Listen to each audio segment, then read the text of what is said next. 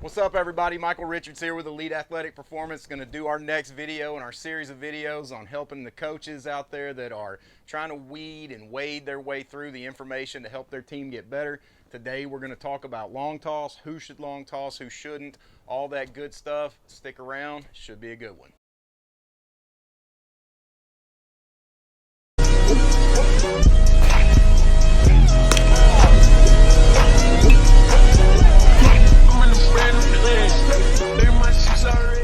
Alright, so as always, who am I? Michael Richards. I'm the owner of Elite Athletic Performance in Benton, Arkansas, right in the middle of Benton, Arkansas, or right in the middle of Arkansas, I should say. If you are interested in my background, my background in baseball, my background in strength, I always say I'm 50% strength coach, 50% baseball guy, which makes me a kind of a unique breed and makes me basically get on strength coaches and baseball coaches' nerves all the time. So if you're interested in my background, you can go check that out on our website. Before we get started, as always, please like and comment and subscribe to our channel. This is the hardest thing I've ever done, is growing a YouTube channel, so I'd really appreciate that. So diving right into it, who, why, what is, how often, and how far should I long toss? So before we get all the way delved into this stuff, really this goes for any question you have about performance. When you're asking anybody about a performance related thing, if they have a black and white answer for you and they just rattle it off immediately, I would be very leery of that information. Everything depends. It depends on the person. It depends on their injury history. It depends on so many different, the equipment you have available, all the age, injury history, all that stuff. Everything changes everything. A butterfly flapping its wings in Japan affects a hurricane in Florida. You know, like, that's the way that stuff works. Everything affects everything. Okay, so first off, who should long toss? It depends. Are you planning on throwing a baseball or a softball in a competitive setting in the near future? Well, if you're watching this and you're a player, then the answer to that is probably yes. So then that's the very first screening question to figure out if you should long toss.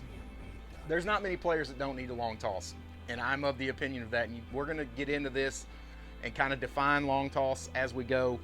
There's a few different things that you need to understand, some nuances, things like that. But for the most part, you at least need to have this information to make an educated decision on what you need, whether you need to long toss or not. Who shouldn't long toss? People that it causes pain for. That's going to be the first one. If you are one of those guys that says long tossing hurts my arm, I got bad news for you. Pitching's going to hurt your arm too. And so you need to get that taken care of. You can't just go, oh, well, I don't long toss because it hurts my arm, I'm going to go get on the mound. That's not how it works. You're not going to make it. It's almost like a proving ground. So if you can't handle long tossing, you're not going to handle it on the mound very, very well either. 3/4 arm slot sinker guys, I get that. Basically, if you, and we're going to get into this a little bit later too, you guys have got to start learning how to make your own decisions and not sit around looking for somebody to tell you how you need to think and how you need to do. And I know we're not very good at that in today's world, but that's something you're going to have to learn to do. And honestly, long toss is one of the best examples of it, and kind of a metaphor or a microcosm of how things need to work in real life. You know, you need to be able to think for yourself and make decisions off of that. The main people that do not need to long toss are people that are not properly on-ramped, and that is a huge deal. And if you are, of all the things you hear me on, if you are looking at that, if you're saying, on-ramp, what is he talking about? You need to stop what you're doing right now. You need to click over to the video that I did on on-ramping, and you need to learn what an on-ramp is. If you don't have a coach that's guiding you through this, then you need to learn it. If you're a coach and, you know, you probably at least know what the term means, but probably still wouldn't hurt to check that video out. If you don't know if you're properly on-ramp, then you probably aren't. So you need to go watch that video. Be aware of what an on-ramp is. We cannot just pick up a baseball and just let it eat. Like, you've got to be on-ramp. So now, what is long toss? Before we even get into it, need to define what it is, and we're going to keep going down these rabbit holes and defining these things as we go. Long toss is obviously throwing the ball a long ways. It was popularized by Alan Jaeger, the guy that, you guys, if you're in baseball, you know what the J bands are. He's the guy that invented those, sells those. I assume he didn't invent long tossing, but I mean, he is responsible. He's the godfather of it. He's responsible for popularizing it. He has the year-round throwing manual. Make no mistake about it, if you were to come to EAP and observe us and see what I'm recommending for our players, it's not that I came up with this long toss plan. It's this right here. We're following the Jaeger long toss program. Before we get too far down into it, terminology about long tossing. So when I say stretching it out, what I am talking about is exploring how far you can throw the baseball, and that is best done on a football field. If you don't have access to a football field, then you need a long tape measure, or you need to make sure that you're throwing from the same spot every time and you have some landmarks out there. Something, a football field is just the easiest, most accurate set of landmarks, for you to do that with. But if you live on a farm, I mean, you can set up some stuff, or you might even have one bucket here that, one place that you throw from, by the old truck that's on blocks, and set a bucket out there that's movable, and you throw to that each day, and you can just leave it there, and that's your distance marker. Just figure it out on how to stretch that out. That's what stretching it out is. So I'm not talking about stretching your arm or anything when we're talking about long toss, and I use the term stretching it out. That's what I'm talking about, is exploring how far you can throw the ball. Okay, so terminology that you'll hear me talking about, listening to your arm. This is crucial, and it's why there's so much confusion about long toss. People want black and white answers. We want people to tell us what to do and how to think and all that stuff, and you just can't do that. Like, the guys that don't really feel great after long tossing need to listen to their arm and figure out another way to get that done. And I've talked about this before. Long toss is, I view it, and another thing we're going to get into later, I don't want to get ADD'd out and get too far ahead of myself, but long toss is a tool, and it's a tool for increasing performance, but it's also a stress management tool. And if you don't like long tossing, if your arm tells you long tossing is not working for you, if you're a three-quarter sinker arm, three-quarter guy, sinker guy, whatever, and long toss isn't working for you, that does not get you out. You have to find another stress management tool to take the place. It kind of screws you, because then you don't have long toss in your toolbox. You're going to have to find another way to create that stress and manage the stress on your arm, because the last thing you want to do is get on the mound and that be the most stressful thing your arm has ever endured. We're going to get into that later. So listen to your arm. Let it tell you what to do and what not to do, what it wants today. Every single day it will talk to you, quote unquote. Okay, you got to learn to listen to it. So now we need to get into the categories of throwing. I have three main categories that I view throwing as. All right, so we have throwing, which is play and catch. It's your light catch. Basically, in the intensity, I would say the lowest intensity of any type throw is the catcher throwing the ball back to the pitcher after a pitch, right? So that's your lowest intensity, all the way up to like pretty much anything that is not, that's easily not on a rope, just a rainbow. Your play, it's light catch play. If you were to go out and play catch with a friend and not really thinking about long tossing or anything like that, it's that, okay? That is what I consider, quote unquote, throwing, okay? Now, long toss. This is where you stretch it out. This is pushing it on back. You and your partner will communicate, or you will have a plan to measure how far you are throwing the ball. And you don't want to get it, like if you get out there to where you can't throw it and hit your partner in the chest basically, or maybe on a bounce, depending on how y'all do that, then that's kind of where you shut it down. You learn those little tricks and what works for you and your partner, or you and how you set up and measure your throws. So that is what long toss is. But basically the main thing that I like to categorize this as is throwing as hard as your arm wants to today. If I'm going out and playing catch, I'm not going to do that. You're just going to throw until you're both going to go, you good? Yeah, I'm good. And that's it. When you long toss, you are going out with the express purpose, before you ever throw the ball the first time, that I am going to, quote, stretch it out today, or at least throw as hard as my arm wants to today. You may not make it to your full length that you have in the past, because your arm's just not feeling it today. It may not be, whenever it doesn't feel right anymore, that's when you shut it down. It's so simple, it's hard. Like I said, stop looking for other people to tell you how to feel and how your arm should feel. Do it the way you want to do it. Stretch it out, and when it's done, it's done. It'll tell you. So, and then now there's pitching and there's bullpens. Okay, and if you've been around high school kids, if you're a coach and you're around high school kids, I mean, this is really, if they had it their way, this is what they would do. They would play light catch, and then they would come in and throw a bullpen because I need to throw a bullpen. I need to throw a bullpen because, you throw 75 and, your breaking ball's okay, but if you leave that 75 up, belly button high, it's going to get hit so hard it's going to take like 15 minutes for it to hit the ground again. But no, a bullpen's going to fix that. But anyways, so you got to watch them. I feel like, each of these categories of throwing they should come in dosages, and these dosages, when athletes are left to their own devices, will get a little bit out of whack. So, these graphics that I use, I realize on the video, the graphic, it looks terrible. It gets washed out because of the white. We haven't really figured out what to do that, so I'll put the graphic on the screen. So throwing intensity dosage when they're left to their own devices usually looks something like this. You got a whole lot of throwing over here, got a little bit of long toss, and you got way too much pitching and bullpens. So you end up with light throwing and hard throwing being in a relatively similar amount, and then not enough like in the middle area. When they aren't left to their own devices and the dosage is more correct, this is what I envision it to look like, something like this. Tons of light throwing, a little more, or a little less hard throw, or you're like as hard as your arm wants to, but definitely more than the pitching, the bullpens over here.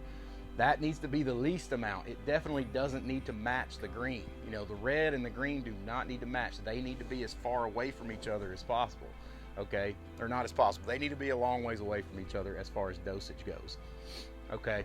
So how often should I long toss? Well, what are your goals? Where are you at in your career? If you're throwing 96, you dot the gnat's butt, everything's going great, you've got your full ride to wherever, or you've got, you're going to be a draft guy. Whatever you're doing right now needs to continue happening. Even if it's something that if somebody showed me your program and I didn't know your success level, and I looked at it and I was like, that's the stupidest program I've ever seen. Even if you're following a program like that and it's working for you, I have a hard time telling you need to change anything. Now, there are examples of guys that are high-level throwers that have gotten away with being poor workers for a long time. They'll just set a ball down for an entire couple of months and then go pick it up and think they can just go throw 97 again, and then they blow their elbow up and wonder what happened. You don't need to be one of those guys. But if you have a decent plan, one that involves proper dosages of throwing and long tossing and bullpens and stuff like that, keep doing what you're doing, okay? So, now, if you're a junior in high school and you don't even know if you're going to play next year if you don't gain velocity, then that completely changes our goals and what I'm going to tell you need to do, or what I'm going to advise you to do in the program that I'm going to have you follow. So it all depends. All right. And then it also depends on your injury history. Like that plays into it. So if you're a junior in high school, you throw 73 and you don't know that you're going to play next year, but you've already had like a whole bunch of arm injuries and things like that, that's going to severely handcuff what we can do. And so we're going to have to tread very lightly, and you're going to have to listen very closely to what myself or somebody in my position is telling you to do, because it is a very, you're kind of walking on eggshells with your arm. At that point, I envision the arm kind of being a cranky old man that you're just always on eggshells around. You don't really know what's going to piss him off that day. And that's kind of how your arm is acting if it's had a bunch of injuries in the past. So you've got to be very careful. And the last thing you can do that you need to do is put a ball down for more than like a day or two. Like that's when he really gets cranky. You've got to keep reminding him of that. We're going to get into that too later. So also, what position do you play? Every position needs to throw hard. This gets very mixed up. I don't care if you play second base, I don't care if you play first base, you're going to need the long toss. You still need to have the ability Well, let me ask it this way. Do you need to have the ability to throw the ball really, really hard and not get hurt? Do you? Okay, then you probably need to mix some long toss in, because even first base and second base might have to make a throw to home to try to get a guy that's trying to take home from you. You're going to have to throw that ball hard, and we're not trying to have you walk back in the dugout like this, right? Or this. Like, we need to let your arm know that it could potentially need to throw hard occasionally. There are different positions that need different levels of arm fitness. So you're obviously not going to be throwing as hard as much as other positions, but there's nobody that doesn't need the ability, except for the DH, that doesn't need the ability to throw hard. If you're a DH, you don't need a long toss. You don't have to do anything. Just go hit bombs. Okay. All right. So, how far should I long toss? It depends. What's your arm saying? What's it telling you? And we touched on this earlier. You got to listen to it. You got to listen to what it's telling you. You got to be able to listen and go off of its feedback. Okay. Nobody knows you better than you. All right. So, next thing that will answer this question: how far should I long toss? How hard did you throw yesterday? Did you pitch yesterday? That's the one day that I really dictate how hard somebody throws, is the day after they throw hard. Low intensity throwing only. But this is where a lot of guys get mixed up. You still need to throw. You still need to throw the day after you threw hard. Unless you have for real arm pain, you have to throw. That low intensity throwing is so important, and it gets mixed. It gets missed so much. People are like, well, I threw hard yesterday, I don't need to throw today. No, you need to not throw hard today. You have to throw today, though. All right? So, why should I long toss? This is where the conversation starts getting fun. Why should I long toss? Increased performance capacity. That's what everybody thinks of, and it's not wrong. As a strength coach, most people say arm strength. As a strength coach, I have to say that it's technically not arm strength, but it's kind of like the muscle confusion thing. Muscles don't have brains. They don't have the ability to be confused, but it's a good term to describe what's going on. Same thing with this. Yes, it'll build arm strength. All right. Anyways, it's arm strength. So the ability to throw the ball harder and farther, the ability to throw the ball farther gives you the ability to throw the ball harder. Okay. So why should I? Because this is where I can really get on my soapbox, because this is the part that everybody's missing, I think. All right. Everybody looks at, really and truly, this is all training. People look at training from a performance standpoint. And what you really need to understand is it is so much more of an injury, not prevention, but less likely to happen standpoint. That is really where training comes in. We have to make sure our bodies can withstand what we want them to do before we ever worry about performance. Okay, especially in baseball, that's the most injury-riddled sport there is. Like, if you're still available at the end of the season, you've got a really good shot of playing, because everybody else is going to be hurt.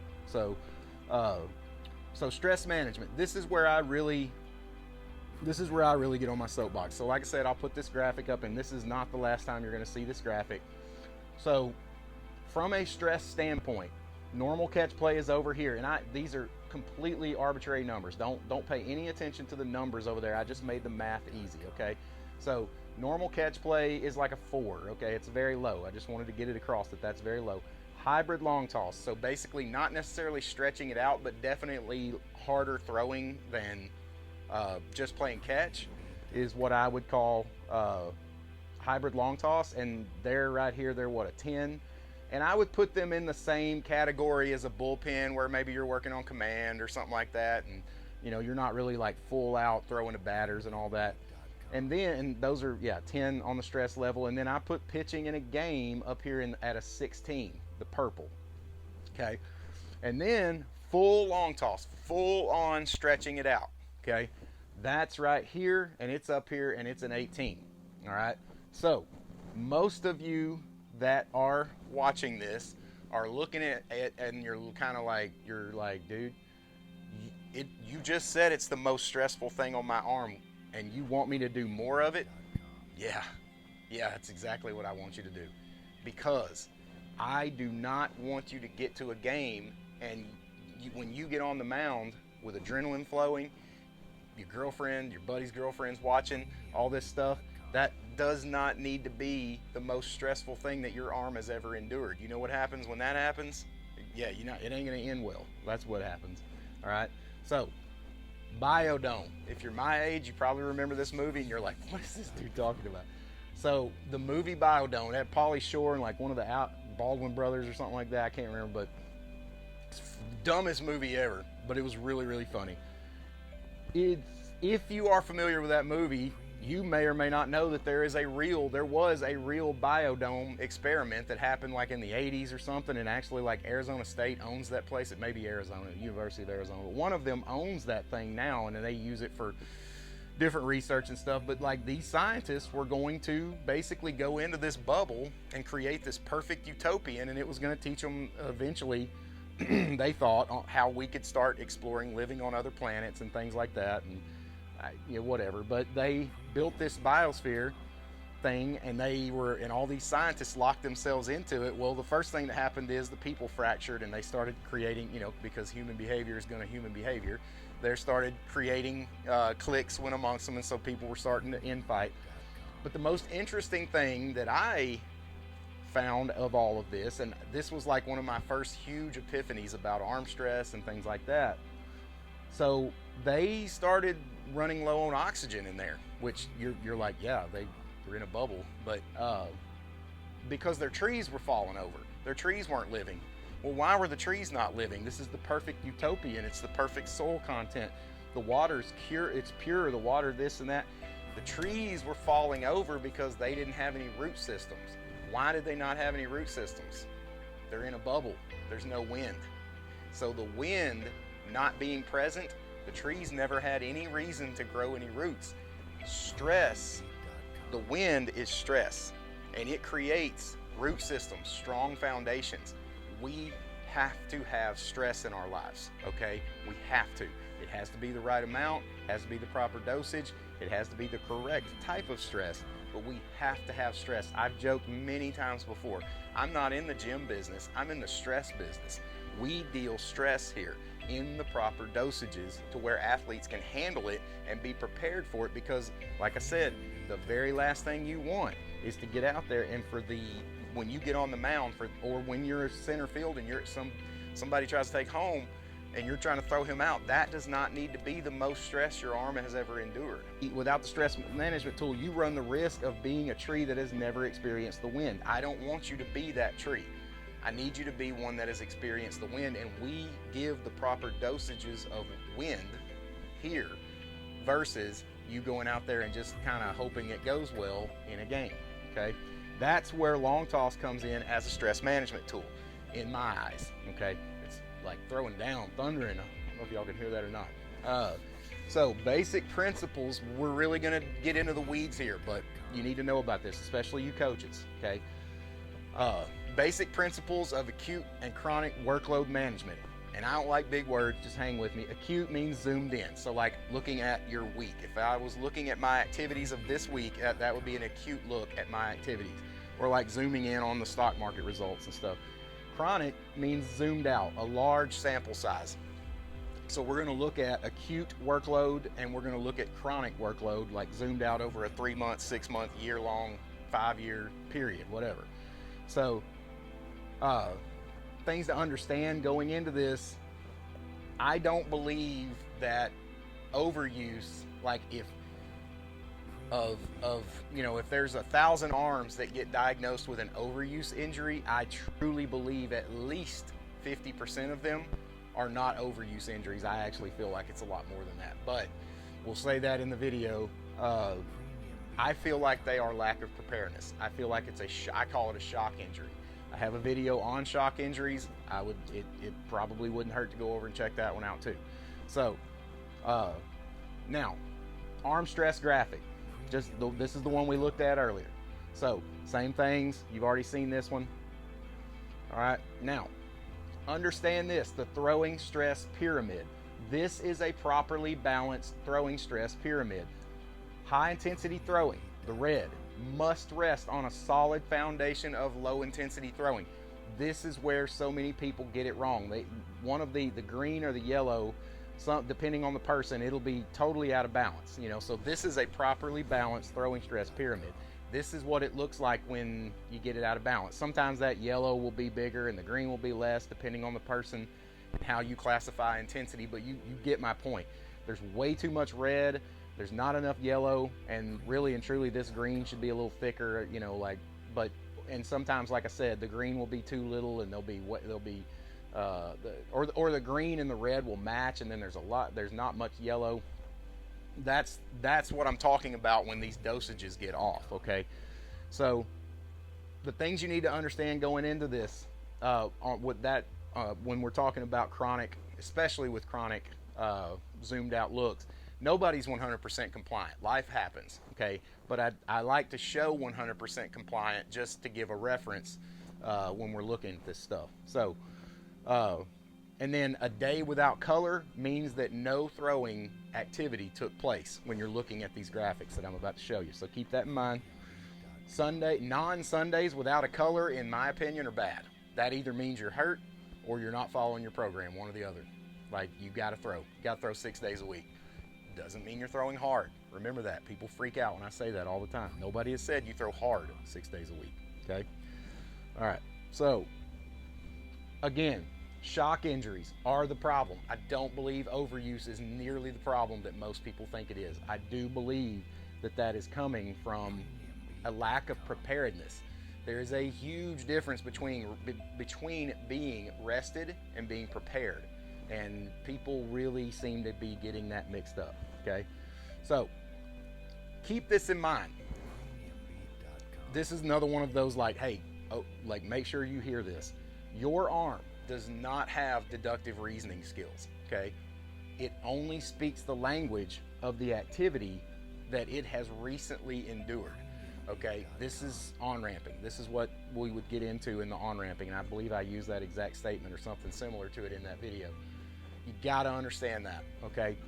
You can't go out and not pick up a ball over 3 or 4 days and then just go throw it as hard as you can. You can't do that, okay? Your arm, when I say it doesn't have deductive reasoning skills, if I asked any of you watching this video, if you're a player, if you were going to throw a ball, like I said earlier, are you going to throw a ball again really hard in a competitive game? You'd look at me like I was dumb. Your arm doesn't think like that. If it hasn't thrown hard in like 3 or 4 days, it's like, well, we don't do that anymore. Like, it doesn't use common sense. It just stops being prepared for stuff, okay? So, all right, so here is an example of a properly managed off-season week of throwing, and then an example of a poorly managed off-season week of throwing, okay? So if you're looking at the example of the properly managed off-season week of throwing, you've got throwing hard on day 1, which I labeled as Monday, but I mean, it could be really, when I'm looking at this, whatever day you throw hard, I consider that day 1. So if you pitch on a Thursday, that would be day 1. So don't pay too much attention to the days up there. All right, so day 1 over here, Monday, you throw hard. You pitched, you long tossed really far, you stretched it out, whatever. So the next day, and like I said, this is the one time that I will dictate how hard an athlete throws, is the day after they throw really hard. And obviously this week can change, like we talked about earlier, with injury history, with how your arm feels, what your arm's telling you, how you're recovering, all that stuff plays into this. But like, if everything's going great, this is what a basic week would look like for the most part. You throw hard on day 1, light catch the next day, throwing as hard as you want on day 3 right here. Now, and like I said, in the off season, this would be long toss, this would be the velocity program if we're putting you through that. Maybe you playing fall ball or something like that, or live ABs, but like depending on how many throws you make, which also plays into that. If you only make 10 hard throws, that really doesn't count as throwing hard. So, then we got another light catch day, same thing right here. And then you have an optional off day on Sunday. This down here, the next one, an improperly managed off-season week, this is what it usually ends up looking like if you just leave somebody that doesn't really understand dosages and all that stuff. And really, it usually, this light catch day would probably be more like Wednesday or Friday.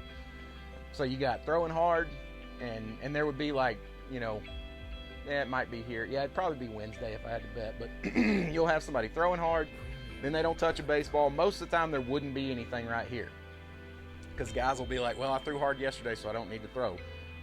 Okay, like they just don't touch a baseball that day. But you get what I'm saying. Like, there's way too much white here, okay? So now 3-month period during the off season, the 100% compliance. This is the one that's got all the days filled in right here. Okay, same thing. I mean, that is what we just looked at. It's that week. You know, you're everything's the same. Remember, athletes do not need surprise. It needs to be routine. It needs to be the same. Day 1 of hard throwing, day 2 of light throwing, day 3 of hybrid throwing, day 4 of hard throwing. You know, and like assuming no arm injuries, no arm pain, this is what it would look like with 100% compliance. 3-month, this is a 75% compliance. This is what it's going to end up looking like in the real world right here, which is still totally fine. You will get away with some of these white days sprinkled in right here, but you can't have it looking like this with this 50% compliance down here. Remember that success, the one thing that if I've learned anything over the past year or two, and I've learned a lot, but the biggest thing that I've learned is that the most successful people are successful. They have success by 1,000 check marks. You know, instead of death by 1,000 paper cuts, they have success by 1,000 check marks. The most successful people understand that this check mark right here, this green check mark, the low intensity throwing day, is just as important as this big check mark, quote unquote, the high intensity day.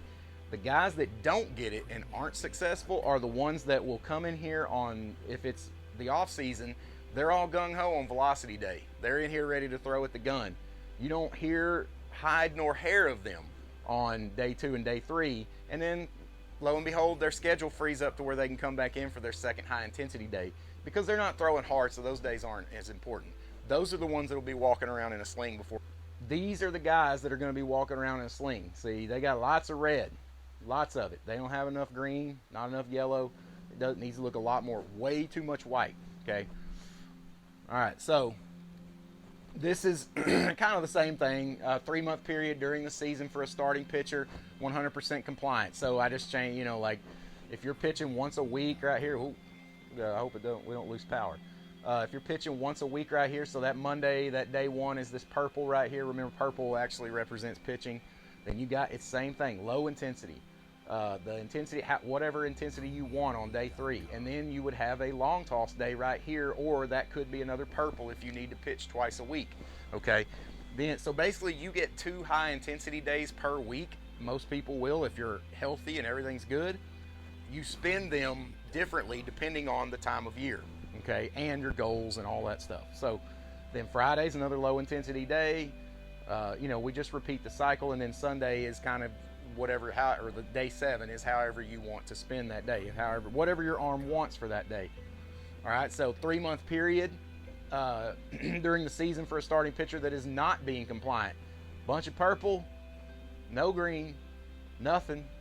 A little bit of yellow, a little bit of green, a little bit of green, you know, and then God forbid, hopefully there's not another purple right here on that Thursday, or a red, but sometimes there are. And then just way too much white, you know, way too much white. This is that out of balance pyramid again. All right, so that's the end of it. I hope that helped. Again, check out that on-ramp video and check out the shock video too, and hopefully that will explain some of the stuff that I rambled about on here. Hopefully this helped. We'll see you guys in the next one.